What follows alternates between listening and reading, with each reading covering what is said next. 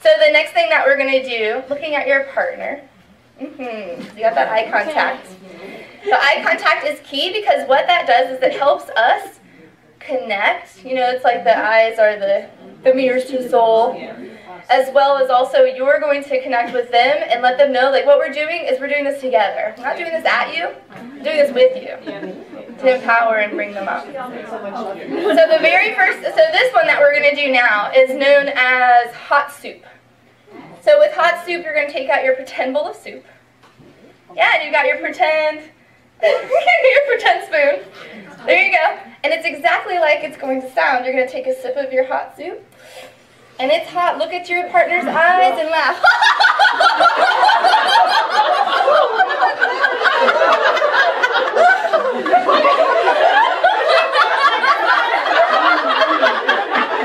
Okay, we got to take another sip because it's so delicious. Let's try again.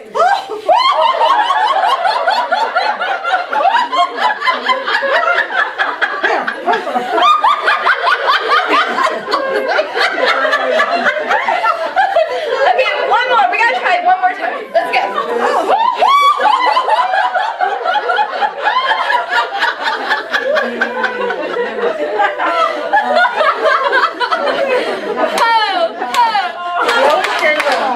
And, you know, our lives were one of these. 1 minute we were going to where the rich kids went to school, but we're eating powdered eggs and powdered milk. So we had that whole facade. Welcome Back, Kotter was a really big show, but we weren't allowed to watch it. But all our friends would watch it. We just laughed. Oh, yeah, that was so funny. Oh, we had no idea what was going on. But we couldn't be outcast in front of our friends. So my whole life was like that. Playing a part that wasn't me, but who was, you know, it was. And suddenly she goes, you know, I want to go for a walk. And if you remember, you know, we're over there at Waterfront Park, and I said, oh, let's do the Ravenel Bridge, and we'll go up on top, and we'll look for dolphins. Yay! All right, so we're trudged up, and she's been pretty, she hasn't been real chatty, but she's been very kind of friendly and very nice, you know, and I just feel like I don't really know who she's becoming. And so we're trudging up the Ravenel Bridge, and she's getting quiet. And she's getting more and more quiet. And I'm pointing out things, you know, I'm like, oh, there's Charleston. Oh, look at that boat. Look at, you know, different things. And then I go, and her face just wasn't, I knew that there was something. And I go, what's going on? She just completely broke my heart. And she said, I was just thinking about I have such a bad life. Okay, I almost lost my badge as world's greatest aunt right up there, because I almost said, what are you talking about? You don't have a bad life. Look, you got this great house, you got these great, you know, great family, you got this, you got that. I almost did that, all right? My first instinct was to dismiss that. But then I said, oh, there's something here. What is this? Why in the world would a 4-year-old say I have a bad life? And she was dead serious. She was so sincere. It was like, ah. So instead of doing the adult, oh, don't worry about it kind of thing, I turned into interrogator Trina. Pulled out one of the magic 5-word phrase that I learned in law school. Now, the magic 5-word phrase is what attorneys use to really get people to open up. It is the magic 5-word phrase that it builds rapport. It is the magic 5-word phrase that gets people to open themselves up.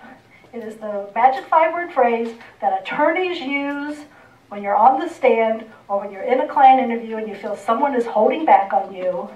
You pull out the magic 5-word phrase.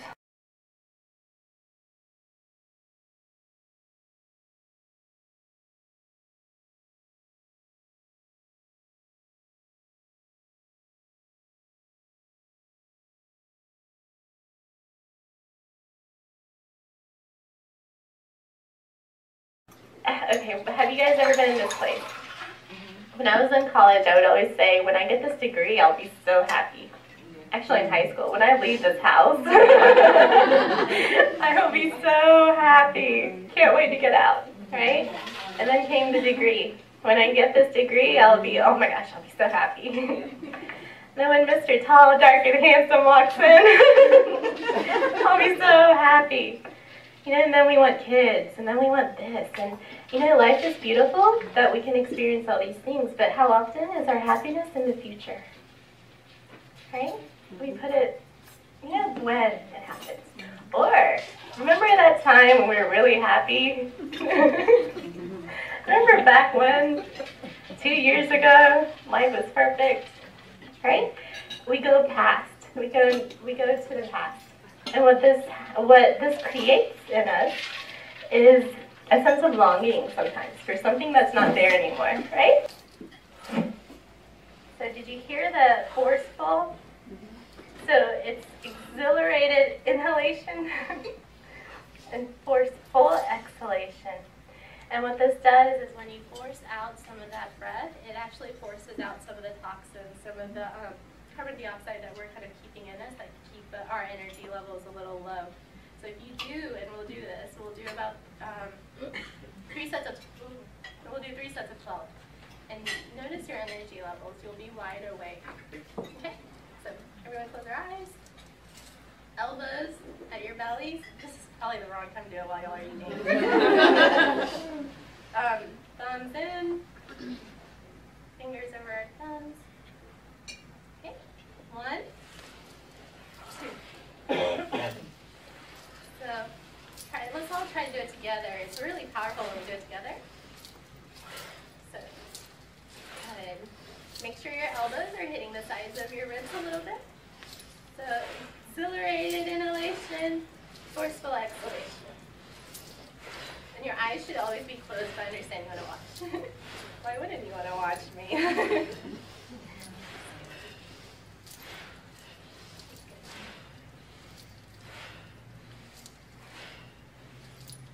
Quite a bit of force here when we're coming down. You don't want to kill yourself, but you want to make sure that you're pumping out some of that air. To reach my destiny, committed to my cause. I'm the lady that walks in the room and makes everybody pause. Excited about life and teaching women to love theirs, making confidence the accessory that every woman wears. Sassy, sexy, savvy, and smart. Let me introduce myself. My name is Kaneshi. That's right. Stop. This is where you get funky with it. Because you are a bad little jumper. Y'all got it? All right, keep going. Up. They are perfect. You got a figure that's showing up good attention. Poetry in motion. Beautiful sight to see. You know you get excited. You and that got all the curves. And he ain't got like it, just you.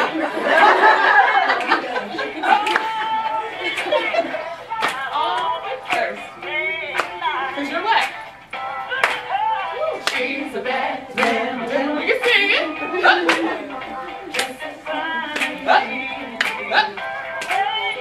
She's a bad damn jammer. I got it. All right. Give me yourself